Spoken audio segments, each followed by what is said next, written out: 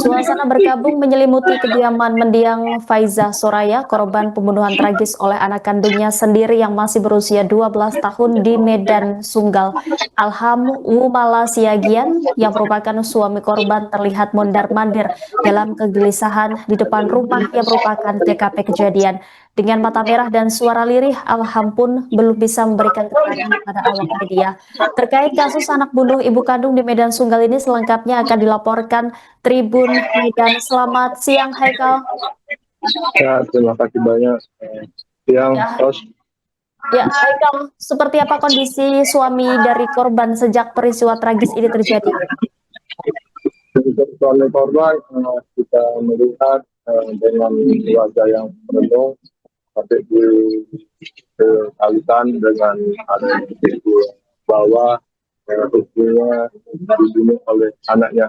Dia pun tidak menyangka ya peristiwa tersebut, sehingga semalam saya sempat menjumpai suaminya di sekitaran kediaman rumahnya. Namun tentang suami korban ini tidak mau buka suara ya, atau memberikan tanggapan terkait dengan situasi pembunuhan yang terjadi itu. Ya, Haikal, saat kejadian berlangsung, di mana keberadaan dari suami korban tersebut? Oke, informasi yang kita terima bahwa suami korban berada di lantai 2, sementara istri dan 2 anak korban berada di lantai 1. Jadi informasi yang kita terima dari warga sekitar bahwa suami istri ini atau suami korban ini sudah berpisah ranjang ya, sehingga mereka untuk tidur terpisah, di mana suami tidur di lantai 2, sementara istri berada di kamar lantai 1, yaitu bersama 2 anaknya. Ya, setelah kejadian tragis ini, apakah pihak kepolisian juga sudah memeriksa suami korban, Haikal? Untuk saat ini kita belum dapati, karena pihak polisi masih melakukan observasi forensik, observasi psikolog forensik terhadap anaknya ya, yang sudah 2 hari ditahan di unit perlindungan perempuan dan anak di Polrestabes Medan. Baik, kemudian dari informasi yang Anda himpun, bagaimana hubungan keluarga ini sehari-hari sebelum kejadian? Apakah memang sebelumnya juga sempat terlibat cekcok di dalam rumah tangga tersebut? Oke, jadi yang kita terima memang tersebut memang tidak cocok ya, karena warga sekitar yang melihat atau mendengar juga adanya keluarga tersebut sempat melempar atau laptop ke lantai, sehingga warga mendengar pun merasa terkejut juga lah. Apalagi hubungan kedua suami dan korban ini sudah berpisah ranjang, sehingga karena itulah sampai korban memarahi anak pertamanya, sehingga anak kedua yang mendengar tersebut memuncak atau emosi ya terhadap korban yang sering memarahikannya, sehingga korban ini tega membunuh ibu kandungnya dengan dua bilah pisau di pisau dapur yang digunakan anaknya. Ya, jika memang kejadian ini korban meninggal dunia setelah mengalami luka di sekujur tubuhnya begitu, apakah jenazah ini dilakukan otopsi untuk mengetahui penyebabnya, rekan Haikal? Ya benar, untuk korban sudah dilakukan otopsi pada Rabu sekitar pukul 7 malam, yaitu 19.00 WIB. di Rumah Sakit Bayangkara. Kemudian sekitar pada pukul 23.00 di mana jenazah korban ditemukan di sekitaran tempat pemakaman umum di kediamannya yang tak jauh dari rumahnya ya. Ya, mengingat pelaku masih di bawah umur, kemudian seperti apa pendampingan terhadap pelaku saat ini?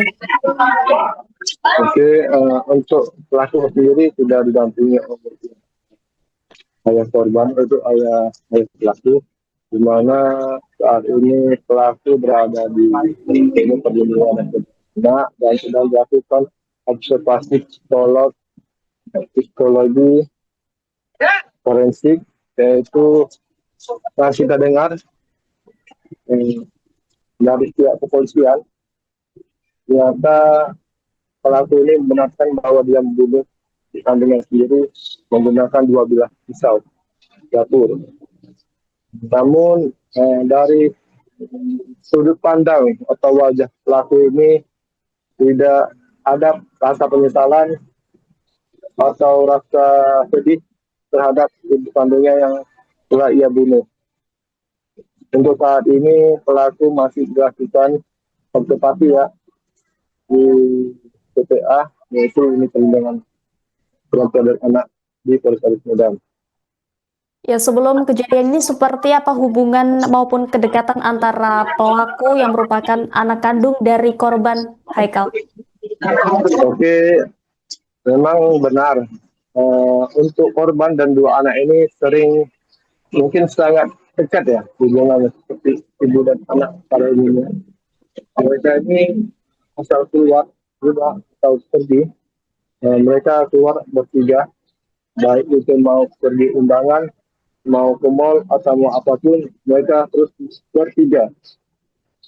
Jadi warga yang melihat mereka itu kayak ibu dan anak. Dan warga ini pun tidak menyangka bahwa pelaku ini merupakan anak kandungnya yang tega membunuh ibu kandungnya sendiri. Ya, apakah ada perkembangan terbaru mengenai penanganan maupun penyelidikan kasus ini? Untuk saat ini pelaku masih di observasi forensik, observasi psikolog forensik, yaitu di mana pelaku masih dilakukan pemeriksaan lebih lanjut karena yang kita terima memang yang pelaku ini adalah yang telah membunuh ibu kandungnya sendiri. Oke, baik. Terima kasih atas laporannya rekan Haikal, jurnalis Tribun Medan. Selamat kembali bertugas. Oke, jam berapa itu informasinya Pak? Jadi, saya terima informasi sekitar habis subuh lah, sholat subuh jam 5 lewat. Informasi yang Bapak dapat seperti apa Pak itu Pak? Jadi warga itu tadi yang depan rumah itu kan nanya, Pak Kep ada keributan itu di dalam itu ada rame-rame. Jadi saya datang kemari, udah ada ambulan di sini, udah ada ambulan dari Kolombia itu kan. Saya cek ke dalam itu udah diperiksa orang itu apanya. Karena yang pihak apa itu suaminya manggil ambulan itu untuk memastikan untuk nolong istrinya, orang pertama. Rupanya dicek orang itu udah nggak ada Pak katanya, udah meninggal katanya kan. Ya udah dari pihak lakinya itu suruh saya Pak teleponkan polsek Pak. Saya telepon polsek lah kan, dan itu apa itu olah TKP kan. Lama kemudian datang dari polsek itu udah olah TKP lah. sempat Bapak dampingi itu tadi Pak ke dalam? Enggak, karena udah masuk orang itu saya keluar. Nah, kan udah tutup apa kan, pasang online kan, polis online. Jadi saya keluarlah situ sana sini. Saya jumpai keluarga-keluarga yang dari apanya lah korban. Pelakunya siapa Pak? Pelakunya anaknya yang terduga itu kan. Korbannya? Korbannya ibunya, ibu kandungnya yang paling kecil. Berapa tusukan Pak? Tadi kan udah dikirim tadi itu kan. Berapa Pak? Oh, 27 tusukan tadi ya Kalau berdasarkan yang saya tengok itu cuman di lengan aja, rupanya dari lapor dari yang polisi kan udah tahu sendirinya tadi kan, udah dikirim tadi itu apanya. Kasus pembunuhan ibu kandung di tangan anak menjadi sorotan publik. Terlebih pembunuhan yang dilakukan pelaku sangat sadis. AI membunuh ibunya yang sedang tidur di rumah di Jalan Dwi Kora, Kelurahan Tanjung Rejo, Kecamatan Medan Sunggal, Kota Medan pada Rabu 10 Desember. Korban mendapat luka tusukan di sekujur tubuhnya. Dari keterangan keluarga, terduga pelaku diduga kesal karena ibunya memarahi kakaknya. Saat kejadian, suami korban tidur di lantai 2, sementara korban dan kedua anaknya berada di kamar lantai 1. Terkait peristiwa tersebut, pakar hukum dan kriminolog di Medan, Redianto, menyebut kasus anak bunuh ibu kandung ini bisa saja terjadi, namun sangat jarang. Disebutnya peristiwa bisa terjadi karena sejumlah faktor yang bekerja secara bersamaan. Menurut Redianto, ada 4 kemungkinan utama yang perlu dipertimbangkan dalam penyelidikan kasus ini. Pertama, faktor psikologis, di mana anak berusia 12 tahun masih berada pada tahap perkembangan emosional yang rentan. Tekanan luar biasa seperti kekerasan dalam rumah tangga, pelecehan atau stres yang tidak terkendali dapat memicu perilaku agresif. Faktor kedua yakni lingkungan, yaitu kondisi rumah yang tidak stabil, konflik keluarga, atau pengaruh negatif dari luar yang dapat membentuk respon emosional dari perilaku seorang anak. Ketiga, faktor trauma, sebab anak yang mengalami trauma tidak terdiagnosis seperti PTSD berpotensi menunjukkan perilaku agresif dan impulsif di luar kendali. Keempat, faktor neurobiologis, yakni kemungkinan adanya kelainan genetik atau gangguan pada sistem kontrol impuls yang turut mempengaruhi tindakan ekstrim seorang anak.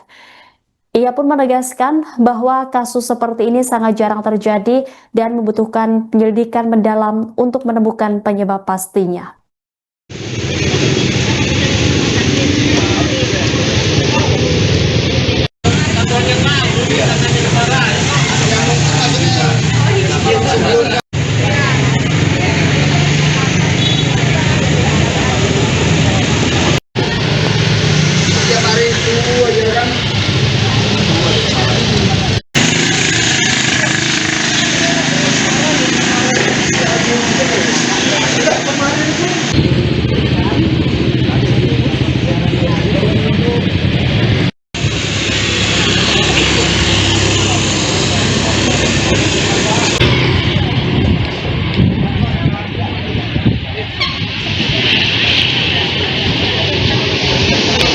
Download Tribun X sekarang, menghadirkan lokal menjadi Indonesia.